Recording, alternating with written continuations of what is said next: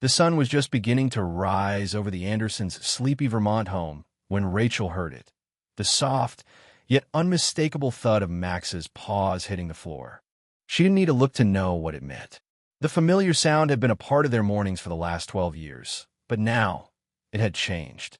The dog who once bounded across the house, full of life and excitement, now moved with caution, his steps slow and deliberate, as though the world had become a series of obstacles. "Max, hey boy," Rachel whispered, her heart heavy with the weight of what she already knew. She had seen the signs for weeks, the hesitation, the confusion in his eyes. The once bright spark had dimmed in his gaze, replaced by uncertainty and an overwhelming sense of loss. Not the loss of a person, but the loss of something fundamental. Max, their once vibrant golden retriever, was slowly losing his sight. She stood at the top of the stairs, watching him struggle in the hallway below, his head tilted slightly, trying to make sense of the world that no longer made sense to him. The morning light streamed through the windows, casting long shadows across the hardwood floors, but to Max, it was all just a blur now. Rachel felt her throat tighten.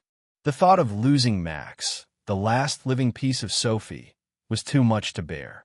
Sophie had brought Max home as a puppy on her 22nd birthday, just before everything had changed. Now, 5 years after that tragic accident that had taken their daughter, Max was their only connection to her. The dog had been there for them through the grief, the silence that followed Sophie's absence, his presence a reminder of the laughter and joy they had lost. Rachel's heart broke again, not just for the dog who had been with them through it all, but for the pieces of Sophie that were slowly slipping away, bit by bit. "Tom," Rachel called softly, her voice barely a whisper. "Something's wrong with Max." Tom looked up from his chair, his tired eyes meeting hers. His arthritis had kept him from doing much lately, but his sharp gaze was still the same. "What's going on?" His voice was rough, but there was concern there, concern for both Max and the hole that Sophie's absence had left in their lives. "He can't see, Tom." Rachel's voice trembled, the tears threatening to spill over. "He's lost his sight." Tom stared at her, taking in the sight of their once vibrant dog, now fumbling through the house. He stood up slowly, his knees protesting, and made his way to Max. The dog stopped when he sensed him near, his head lowering in confusion. Tom's hand reached down, gently stroking the dog's head, but Max didn't respond with his usual enthusiasm. Instead, he only nuzzled Tom's leg, lost in his own confusion. "I think it's time we do something," Rachel said, her voice filled with both sadness and determination. "We can't let him slip away like this." Tom nodded, knowing what that meant. The same determination that had gotten them through Sophie's illness and the pain of her passing was now needed again. This time it was for Max. The decision wasn't an easy one, but they both knew it had to be done. Rachel spent hours researching options, trying to find something, anything, that could help Max. She read about blind dogs, how they adapted, how they lived. But what Max needed was more than just coping mechanisms. He needed guidance. He needed something to help him reclaim the world that had once been so familiar to him. It was then that Rachel found a video that seemed to offer the answer. It was a shelter in a neighboring town that specialized in helping elderly and disabled dogs. The video showed a golden retriever, not unlike Max, being guided by a cat. The two animals were working together, the dog blind, the cat acting as a guide. It was the most beautiful thing Rachel had ever seen. "I think this is it," Rachel whispered to herself, watching the video once more. The cat's gentle sounds and deliberate movements were a lifeline for the blind dog, guiding him with precision and care. It was as if the dog had been given a new purpose, a new way to navigate the world without sight. Tom was skeptical, but the idea struck him, too. "This could work." "We'll try it," Rachel said, her voice filled with hope. "We'll go see them tomorrow." The following day, they drove to the shelter, a place that felt both foreign and comforting all at once. The building was small, but it was well kept, with large windows that allowed the light to pour in. They were greeted by Sarah Matthews, the shelter's director, whose warm smile instantly put them at ease. "We're here for Max," Rachel said, her voice shaky but resolute. "We've heard about the program you run. We think he might benefit from it." Sarah nodded, her eyes reflecting a deep understanding. "I think we can help him," she said. "Let me show you around." They followed Sarah into a spacious room where a golden retriever, similar in age to Max, was moving around with grace. But what caught Rachel's attention was the presence of a gray cat beside the dog. The cat was walking beside him, making soft, trilling sounds, guiding him as he moved through the space. "This is Daisy," Sarah explained. "She's been with us for a while, and she helps guide the dogs we work with. She's a therapy cat, and she's been incredible." Rachel and Tom watched as Daisy moved with deliberate steps, her soft trills guiding the dog in front of her. The dog seemed to follow, his movements sure and steady. "This is exactly what Max needs," Rachel whispered to Tom, her heart swelling with hope. The next few weeks were filled with uncertainty, but also with progress. Max was slowly introduced to Daisy, and their bond formed almost immediately. Daisy, with her gentle guidance, helped Max navigate his world. She didn't just guide him physically. She gave him something deeper, purpose. Rachel and Tom watched in awe as Max, once hesitant and unsure, began to walk with more confidence. His head lifted, his steps became more certain, and he even started playing again, something Rachel hadn't seen him do in months. Daisy had not only taught him how to move in a world without sight, but had given him a renewed sense of self. Max's transformation wasn't just physical, it was emotional too.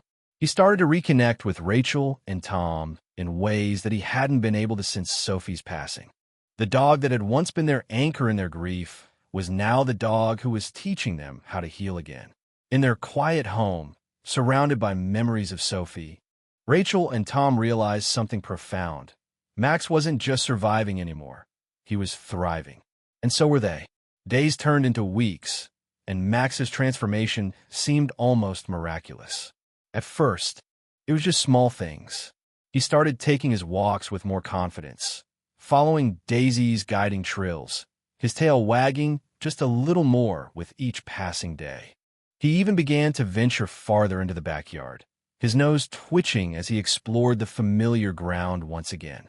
Rachel watched this progress from the kitchen window, her heart swelling with pride.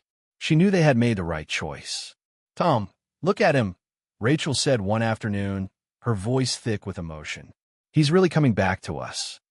Tom stood beside her, his arms crossed, his gaze fixed on Max, who was now moving with purpose across the yard, Daisy just a few steps ahead, always guiding, always patient. "I know," Tom replied quietly, a smile tugging at the corner of his lips. "I didn't think it would work, but he's finding his way again." It was a quiet afternoon, and for the first time in months, the house felt like it was alive with possibility. Max was no longer a dog stumbling through darkness, but one reclaiming his life, step by step. As the days passed, Rachel and Tom found themselves talking more about the future, something they hadn't dared to do in years. Sophie's absence was still a heavy presence in their home, but it was beginning to feel less like a suffocating weight and more like a quiet, bittersweet memory. Sophie had always been the dreamer, the one who believed that love, no matter how broken, could always be rebuilt. Rachel had seen that in Sophie's eyes when she brought Max home. Now, she saw it again in the way Max was coming back to life. Sophie had been the one to bring Max into their lives, the one who had believed in the power of love to heal. Watching Max now, it was as though Sophie's spirit had somehow whispered to them, encouraging them to keep going, to keep moving forward. One evening, Rachel sat down with a cup of tea, the warmth of the mug grounding her as she flipped through a photo album. There were pictures of Sophie, of Max as a young puppy, of the two of them together, laughing, playing, living. Rachel paused on one photo in particular, a shot of Sophie and Max curled up on the couch, both of them laughing in that carefree way only the young and the deeply loved can. A pang of longing hit her chest. Sophie had been their light, their hope, and now Max was carrying that same light forward. "Mom," a voice interrupted her thoughts, and Rachel looked up to see their neighbor, Mrs. Henderson, standing at the door. "Oh, Mrs. Henderson, I didn't see you there. I was just passing by," she said with a warm smile. I thought I'd stop by and check on Max. I've been hearing about his progress, and I wanted to see it for myself. Rachel laughed softly, her hand resting on the edge of the table. I'm still amazed myself, she admitted. It's like a miracle. Daisy's been wonderful with him. Mrs. Henderson nodded. I'm not surprised. I've heard about the work they do at that shelter. It's impressive, really. But Max, he's a special dog. Rachel's eyes misted over. He's our Sophie's gift, she said quietly. Max is the last piece of her. He's always been there for us. And now, he's finding his way again. Mrs. Henderson stepped inside, glancing at the photo album. Sophie's memory is strong here, she said softly, her voice thick with emotion. She'd be so proud of Max. And of you too, for giving him this chance. Rachel swallowed the lump in her throat. We didn't have a choice, she said softly. We needed him as much as he needed us. The days turned into weeks, and as winter gave way to spring, Rachel and Tom's house began to feel more like a home again. There were still moments of quiet, moments of missing Sophie so desperately it hurt. But there was also laughter, quiet, gentle laughter, like the sound of a wind chime swaying in the breeze. Max had found his place again, and with him, Rachel and Tom were finding theirs too.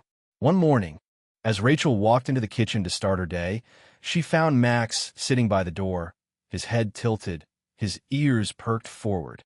He wasn't following Daisy anymore, but waiting for her, as though he knew she was about to leave for her morning walk. Come on, boy, Rachel said, her voice soft as she picked up his leash. Max's tail wagged as he stood up, and Rachel felt a small flutter of joy in her chest. Together, they walked out the door, side by side, with Daisy leading the way, as always. The air was crisp, the ground wet with dew, and Rachel could feel a renewed sense of hope coursing through her veins. It wasn't just Max who was healing, it was all of them. Together, they were finding a new beginning, one that was filled with uncertainty, but also with the promise of something beautiful. The mornings had grown quieter as the weeks passed. The house, once filled with the lively energy of Sophie's presence, had settled into a kind of peaceful rhythm. Max was adjusting more every day, and Rachel had found herself adjusting too. She was learning, slowly, to accept the moments of silence and to fill them with the quiet comfort of routine.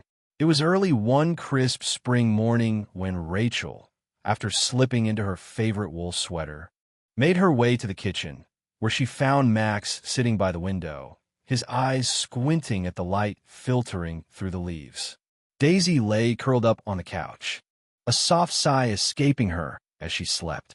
Rachel paused, watching the two dogs for a moment.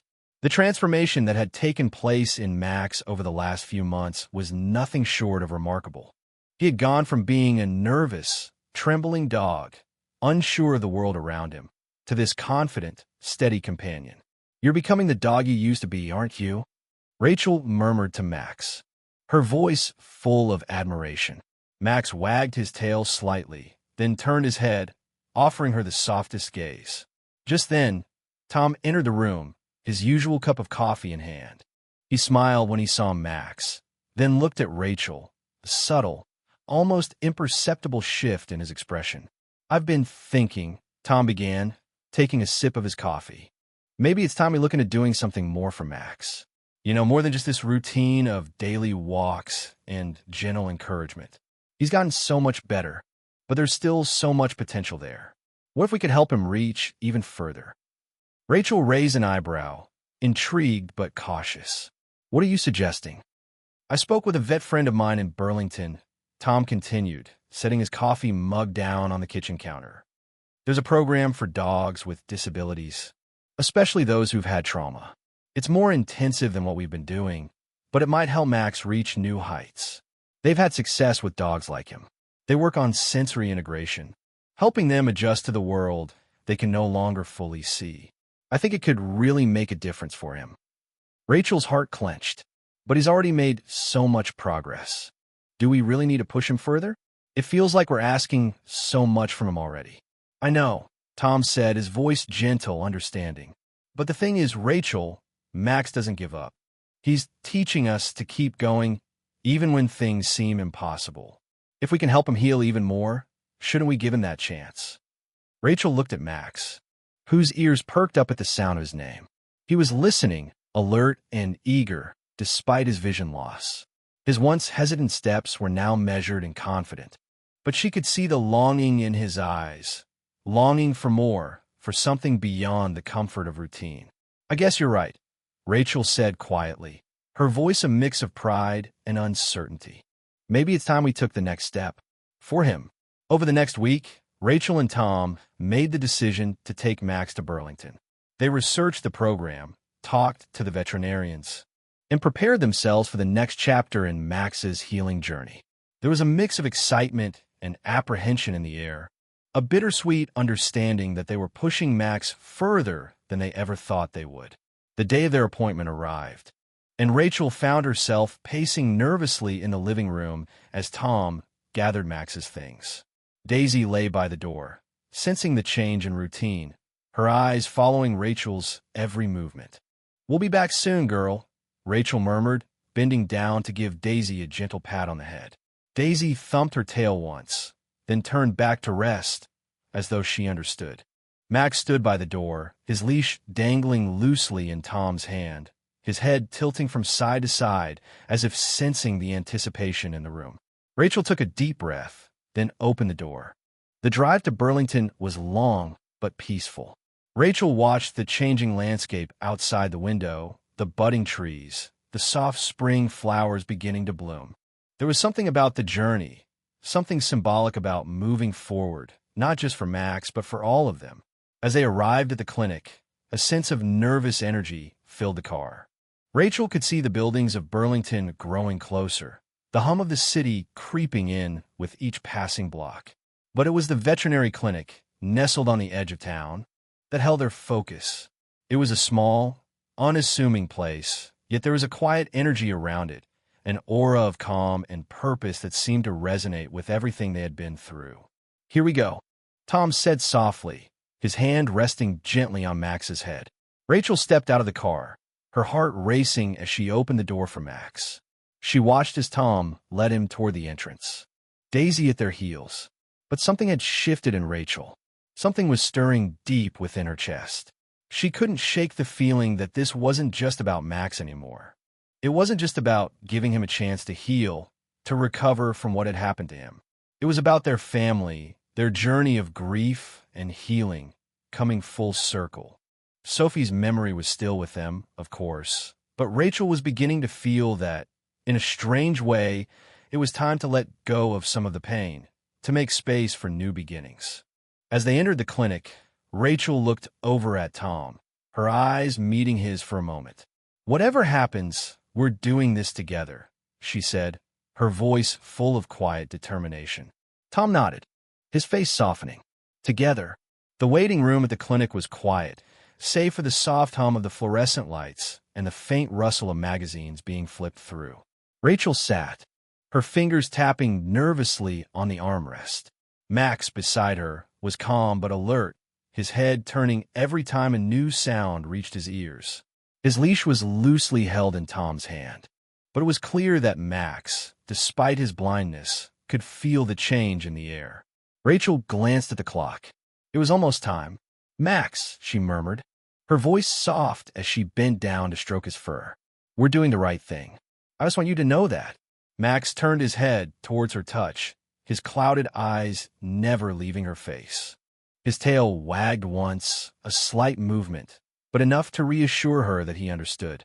Just then, the door opened, and a woman in a white lab coat stepped in, her warm smile matching the gentle tone of her voice. "Hi, you must be Max," she said, crouching down to Max's level. "And you must be Rachel and Tom. I'm Dr. Grace." Rachel stood up, her heart lifting just a little at the doctor's approach. "Yes, we're Rachel and Tom. And this is Max." She paused, giving the doctor a nervous smile.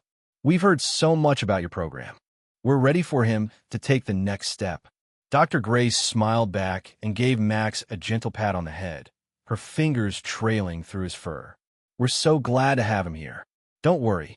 Max is in good hands." She looked at Rachel and Tom with a kind, understanding gaze. We've seen many dogs like him, dogs who have lost their sight, but not their spirit. Much is a fighter. He'll do just fine.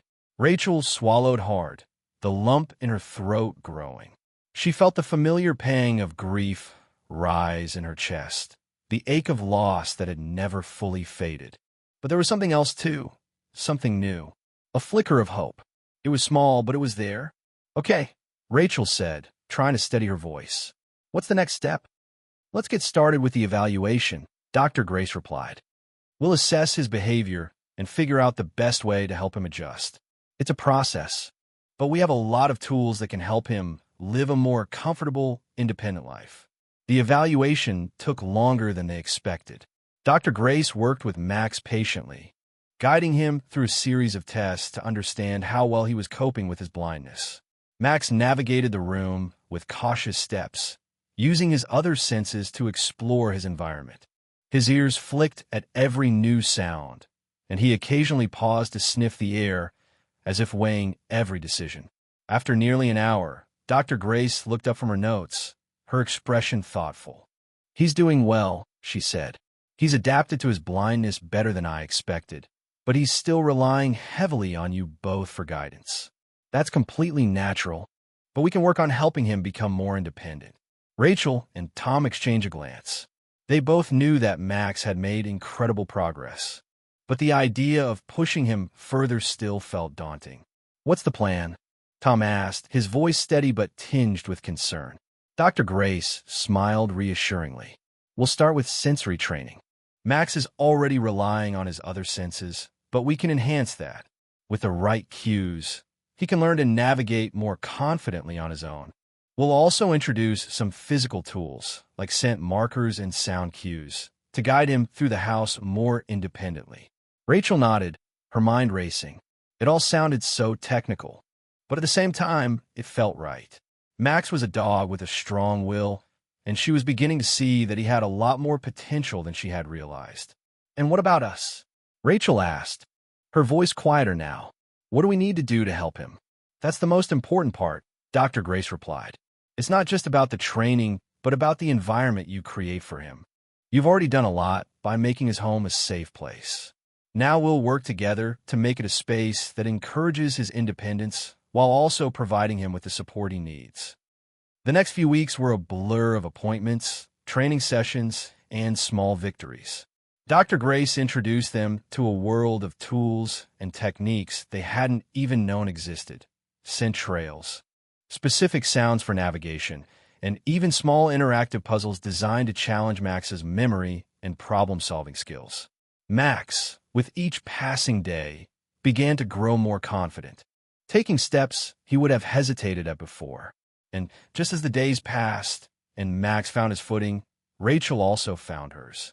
She started to let go of the guilt that had plagued her since Sophie's death. The pressure to hold on, to preserve everything just as it was, started to ease.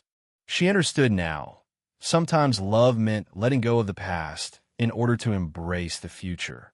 One evening, as Rachel sat on the porch with a cup of tea, watching the sun dip below the horizon, she felt Max settle beside her. His head rested on her lap, and she absent-mindedly stroked his fur, a sense of peace settling over her. Tom joined her moments later, sitting quietly beside them. They both watched as the sky darkened, the first stars appearing in the evening sky. It was the kind of peaceful moment that had once felt out of reach. And yet, here they were, moving forward, one small step at a time. Rachel looked at Tom, her eyes filled with a quiet understanding. We're doing it, she said, her voice barely above a whisper. Tom nodded, his hand resting on Max's back. We are. Fall passed quickly, and the atmosphere in the Anderson home seemed to shift. The house, once filled with memories of Sophie and the days gone by, now began to form a new space, a place where hope and love intertwined. Tom and Margaret had changed the way they viewed the past, from days of sorrow to now restoring those values in ways they had never considered before. Luna was still there, by Charlie's side, and this odd pair of animals, though no longer young, continued their lesson on love and care. Each day was a new step forward, The mornings when Luna carefully guided Charlie through the house, when the sunlight streamed through the windows, everything seemed more alive than ever. While the house renovations were nearly finished, the memories of Sophie never truly faded. The sense of her absence was always there. But now those memories, instead of holding them back, became the drive to move forward in a way they never thought possible. Tom stood by the window, holding a cup of coffee, gazing out at the garden where the morning light seemed to invite something better, something brighter. The sense of grief began to fade, replaced by a sense of calm he hadn't felt in years. "Margaret," Tom said gently, as he felt the change in his heart becoming clearer with each passing day. "I think we've done the right thing. We've given all we've had, and maybe this is how Sophie would want us to see that love is a journey that never really ends." Margaret sat next to him, still holding Sophie's journal, the one she always kept by her side. "Since Sophie left, you've had such a hard time finding yourself again, Tom. But when I look at what we've done with Luna and Charlie, they've not just been animals to us. They've been everything. They've kept our family alive in ways we didn't expect." He couldn't say anything more because everything had been said through the actions they had taken and the patience they had built together. It felt so strange, the grief beginning to melt away and being replaced by a calm that felt like a breath of fresh air.